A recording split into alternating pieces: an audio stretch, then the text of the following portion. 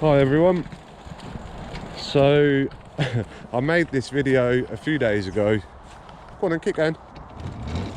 And I did it in the waterproof case and the quality was really poor, the audio was really poor. So we're out trying again.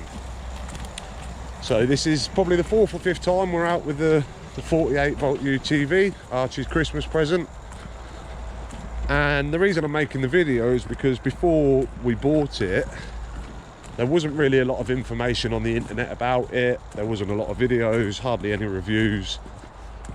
So I thought I'd just make something relatively short for anybody who's planning on maybe purchasing one or have been looking at one. So just stop there, Archie. In the UK, this is the UTV EX3S. In America, I believe they call it a Mototec Raider, and I think there's a couple of other companies, but this is the only one that I can find in the UK. As you can see, it's quite an upgrade from the 24 volt ones that they do. You've got proper suspension, double wishbones, you've got proper tie rods. It's quite capable, it's pretty well built. Double suspension at the back, that's the motor there, so it's a solid rear axle, 48 volt, 1200 watt, hydraulic disc brake, working lights as Archie was just showing there, and in general it's quite impressive really for the money. We paid £980 for it. Keep going, then we'll walk round. And I know that, I mean, that sounds like a lot of money. It is a lot of money, but for what you get for it, I feel like it's quite good bang for buck. We had the Riru Willys Jeep before, which is from the same company as this is, Riru, and that was quite a capable bit of kit. We had that for 2 years. You know, we made some good videos with it and we had some good times with it, and it got used and abused quite a lot and never really had any problems. Up this way, Archie. Archie, this way. So the reason I say that it never had any problems is something that I want to get into straight away. Is we've had this about a week now, been out 4 or 5 times, and we've had problems. So I'm not sure if you can hear that clicking, but I'll try and get a bit closer soon. The wheel bearings are making a bit of a noise already. Not the end of the world, but just I would have expected them to be maybe greased up a little bit better, or it only seems to be the front left one. But the point that I'm getting at is anybody who doesn't know how to work on these things, or you know, doesn't have a lot of experience with mechanics or electrics or anything like that, you might have problems, which is what I'm coming on to. So the wheel bearing, not very important. I've ordered some new ones, they'll get replaced. The bigger problem is, after the first trip out, we got back and I washed it, and obviously I know people say, you know, electrics, you've got to be careful when washing them, and I do understand that, but we've got quite a lot of electric stuff. We've got quite a lot of bikes, and you know, we had his Jeep and stuff like that, and in general we've never really had a lot of problems. There is ways to waterproof things better than what they have. Why does this bridge shape here? That takes us over to the other field, but it's flooded over there, mate. So while he's stopped, I'll just show you quickly. I'm not sure you can see that very well, but under here you've got the controller and all the wiring. You know, the controller's quite good quality, the wiring's pretty good. What's that? That's the hydraulics for the brakes, bub. Oh. But you can see straight through to the bottom. I mean, in my mind, you probably could have closed the bottom off in plastic, made a bit of an arch or a wheel well for it, but they haven't. So what happened is we washed it, and then the throttle kind of just started having a mind of its own. It wouldn't work when you turn it on, and you had to change the gears, go into 3rd gear and 1st gear, and then keep going back and forth, and eventually it would work. I got some contact cleaner and some silicone waterproofer in a spray can. Yeah, there's a cow, yeah. And we went over everything that we could get to with that. And since then it seems to be okay. But there's a lot of things that are exposed. The throttle's quite exposed. Like I say, the controller's quite exposed. The wiring, they have hot glued a lot of the connectors and things like that, which not every company does, so I was quite happy with that. But in general, there's a lot that can be done, and there's a lot that I will do to try and protect it, sort of future-proof it a little bit. But as I say, sorry, excuse me, if you're, you know, not particularly good with those sorts of things, you might have some problems, because out of the box, as impressive as it is, it's got issues, or you might find issues.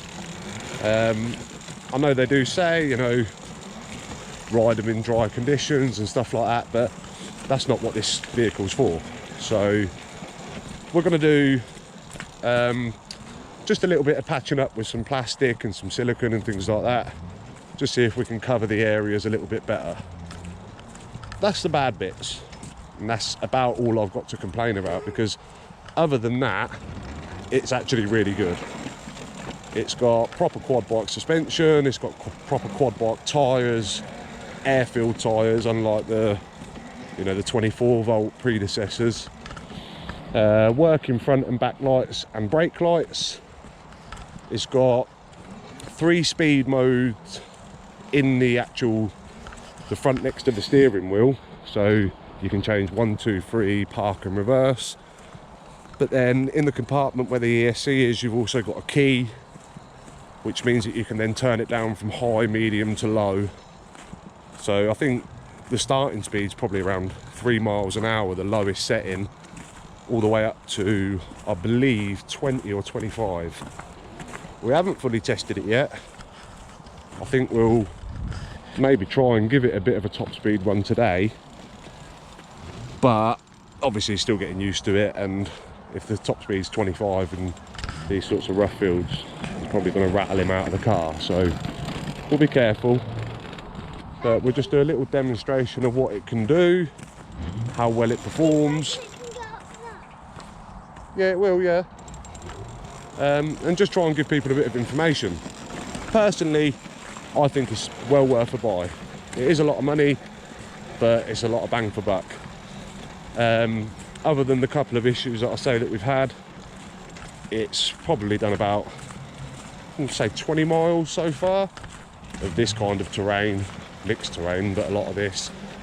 It hasn't got stuck, hasn't actually really cut out or anything. It's normally when you go to restart that's the problem. And it seems to be performing quite well. And through this, we was down here a couple of weeks ago on the motorbikes, and I got pretty stuck. Archie got relatively stuck, but this doesn't really seem to be an issue. Considering it's only rear wheel drive, it digs in well with a solid axle, the tyres are good, and it seems to have enough torque and power to pull through, which is the main thing I'm impressed about, because a lot of things would get stuck in here, including probably a lot of cars. You can see there, it's quite deep, his tracks are going in quite far, and it just keeps plodding along.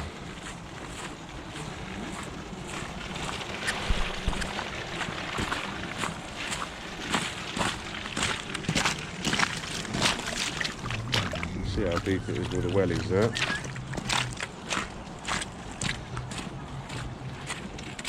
It's definitely soft and it's boggy.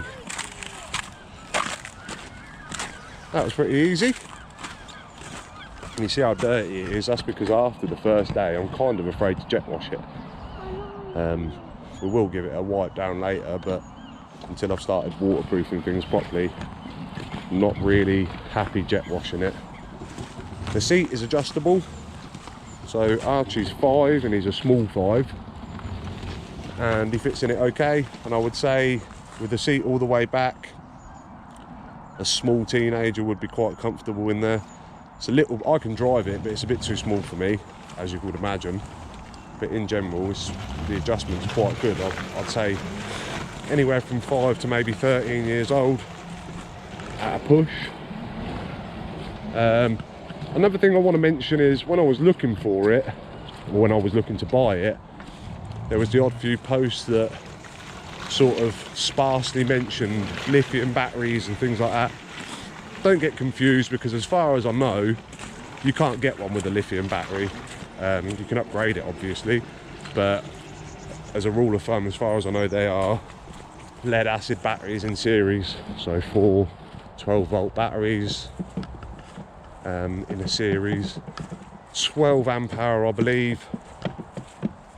Seems to be enough. We've not at high speed, but we've been doing a few of these journeys, probably about 4 or 5 miles at a time, and although the battery's running down, it's not run out. I would maybe guess that you might get 7 miles out of it, maybe a little bit more, I'm not sure, and obviously that's quite dependent on weight and terrain. We're going through rough boggy stuff. If you was down the local park putting it through less stress, I imagine it wouldn't really be an issue. And that kind of brings me to my next point. So this is Wicksteed Park. It's quite a known, you know, walking area for dog walkers and just people going for a walk. Quite a big place, but it's always quite busy, and we never have any complaints since moving to electric. Whether it be the bikes, whether it be this or his Jeep, we've never had a complaint. Most people actually want to stop and have a chat, or, you know, they smile and just sort of like let you go on your way. I firmly believe that if they were petrol, that would not be the case. I definitely think that we'd be getting more complaints and sort of funny looks, and probably rightly so as well, you know, dog walkers and stuff. He's respectful, he stops for people and he stops for the dog walkers, but I still think if it was noisy, we'd have a few issues, and we never really have.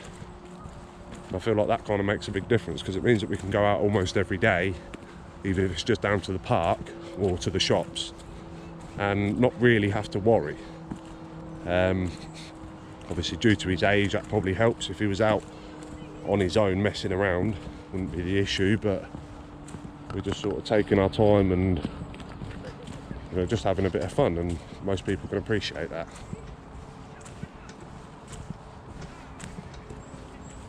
And he always wants to stop and talk to people.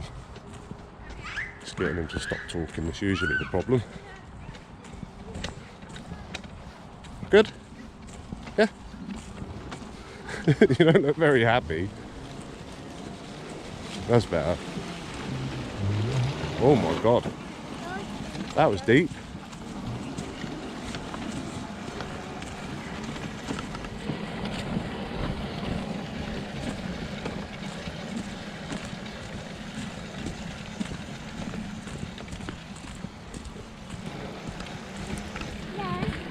Yeah?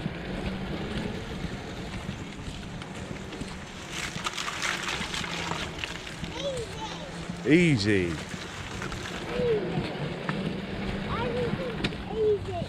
So I ordered some new bearings kind of the day after we got it as well, because they're notoriously not very good anyway. So we ordered a pack of new bearings, better quality. So the 2 fronts I'll be changing straight away. The 2 rears are not, obviously because they're on the axle, it's not the same. But the front, one of them is clicking already, so we'll change them over. You've got a lot of options. You could upgrade shocks and stuff like that, being basically a quad bike setup. We're going to put a light bar on the front like we did on his Jeep, just so we can pop out in the evenings, and he seems to like them, he thinks it looks cool. And I did actually get some underglow lighting, so apparently you can connect them up to the 12 volt and, you know, switch it on with the normal light. Sorry, I got a bit distracted then by that lady. She actually didn't look very happy. You can't please them all. Yeah, so I bought the 12 volt strip lighting. Over the next week or two we'll try and wire that in. and that'll come on with the headlights, and just a couple of little things like a cup holder. You know, it's quite sparse inside, there's not a lot. You can go through that, it's fine. So the Jeep kind of came with a few more things. You had the built-in Bluetooth stereo and stuff like that. That's definitely quite boggy, I'm impressed. Yeah, inside there was just a little bit more for him to play with, and he could have his music and stuff. So I'm going to put a cup holder in, put his lights in, and then stick to one side monkey. And yeah, just try and make it his own, get some stickers and stuff, personalise it a little bit, and make it feel like it's more his rather than just the same as any other one. Not that you're likely to see another one, but just make it a little bit more personalised. But as a general rule, everything that comes on it seems to be working and working well. Another thing I did want to mention as well is the two back bars, like the roll bars. Do me. It's not too bad, is it? It's not there, it's big enough. It is, yeah. Big enough for him to get out in the park and me to have a go. Yeah. Yeah. Right. That's kind of what I mean. Most people want to stop and have a little chat. I've lost my train of thought now. Can't remember what I was saying. Almost lost the camera as well. Oh yeah, sorry. So these two back bars. It comes with another bar to sort of go over the top to make it like a roll cage. But in the instruction manual, it's kind of like there's two. Go on, straight over. It's kind of like there's two options, even though there's only one option to buy. And one comes with a straight bar, and one comes with more like a handlebar shaped bar. So the bar that I got does not match the mounting kit that I got. I'm assuming the mounting kit that I got is for the straight bar, and the bar that I got is obviously the curved bar. Again, not the end of the world. A friend of mine's a fabricator, we can get some new brackets made, but not what you want out of the box, and probably not something that you would expect out of the box, and not everybody will be able to fix. So, oh look, there's a race going on over there. You can go through the puddles, it's fine. Yeah, so again, another small thing, but it is another thing. I did contact the company, and they did say that they would either make another mounting kit or, you know, send me something out, and I just said, well, bear with me and I'll let you know, but I think it's probably just easier to get it done myself. Try it, mate, it's probably deep. Don't let off, you've got to keep going. Good job. That was a good bit of driving. There's a couple of times that I've thought it's going to get stuck and I'm going to have to push, but so far so good. Right, I'm just going to get across this field and I'll be back with you guys in a minute. Right, so I thought while we're in a nice open area, we'll do just a little top speed run in each of the gears, and just give a bit of an idea of what sort of speed you'll get out of first gear, second gear and third gear. So you put that under your butt. Right, show us first then, go. Is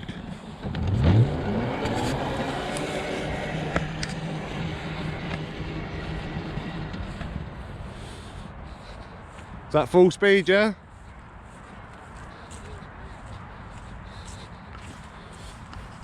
Oh, 7.41. Not sure if you can see that there. Right, okay. Now put it on number 2. Put it back in the same place. Ready? Yep.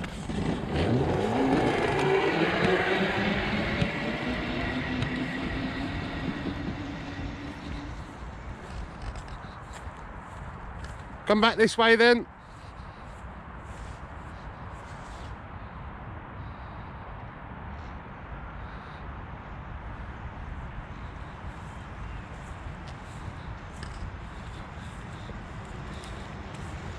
Stop. That was 12 miles an hour. Okay. Let's Keep try. it there a minute. Let me see if I can just get it on the video. That's not what I meant. Oh no, we're covered in mud now. Right, so 12.21. That's going uphill on grass. Right, once more in number 3.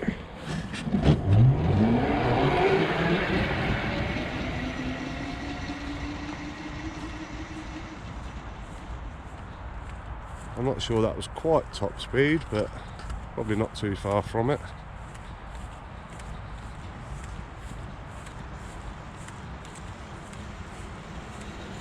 How was that? That was about the same, that was 13. Why don't we try it going downhill? So go up to where the trees are. Hold that a minute, please. You need to have it in there because otherwise we won't see the speed. Okay. So go up to where the tree is and then come down this way, Archie. Through that way, yeah?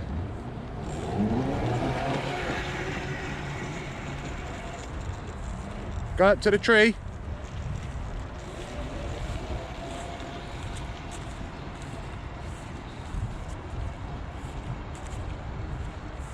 That's it, turn round.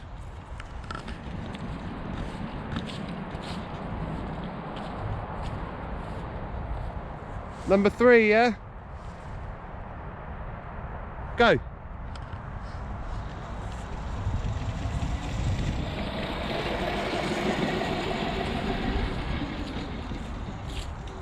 could hear it start picking up then. That still definitely wasn't quite top speed. I'd say it's got a bit more to give than that. I don't want it to go any faster than that, there's plenty.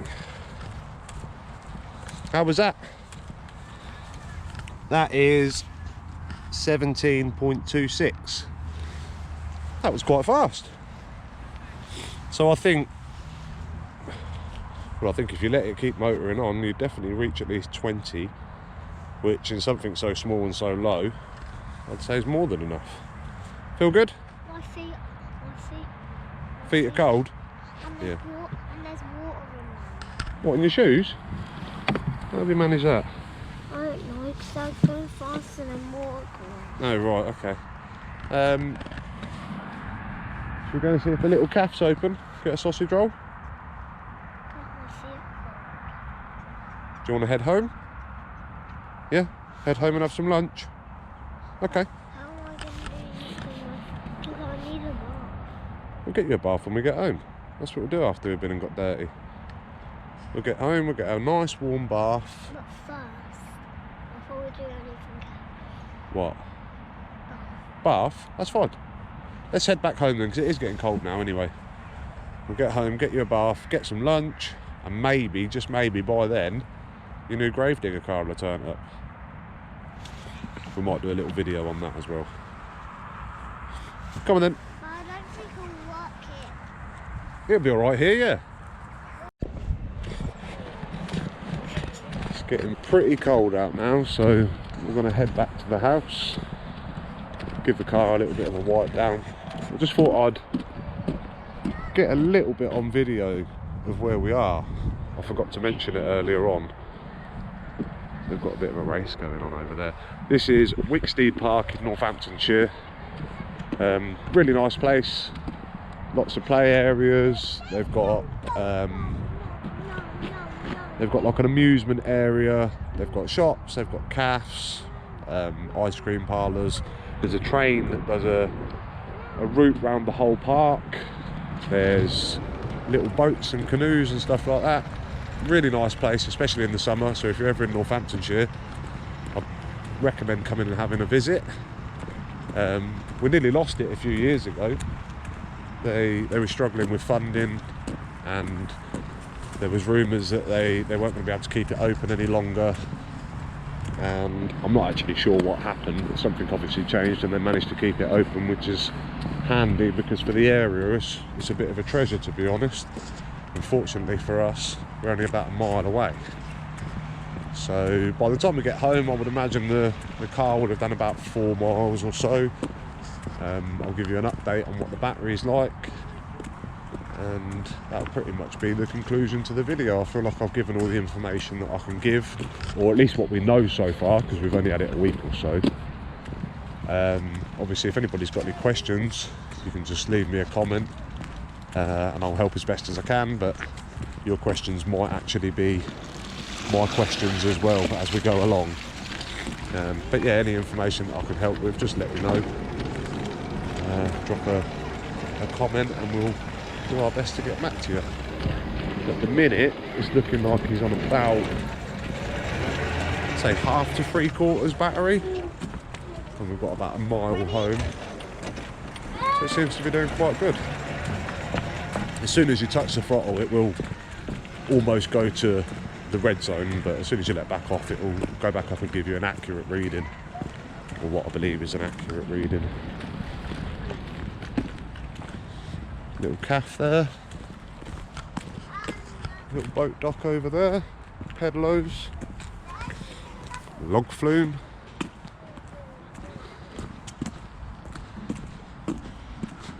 We need to get home quick. Why is your ears sticking out? You must be freezing. We need to get home quick. Yeah, come on then. What are you waiting for? You're the one with the fast car.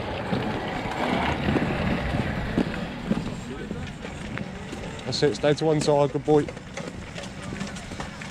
Are you alright? Yeah, not so bad yet.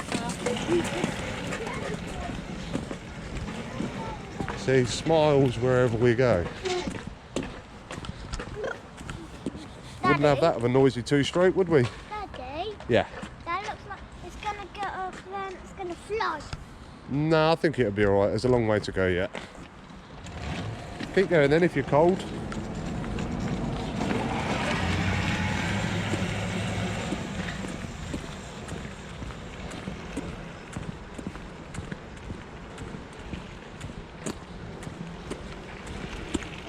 Stop there a sec. Stop.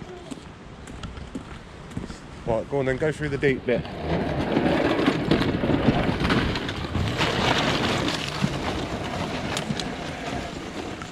Not a problem.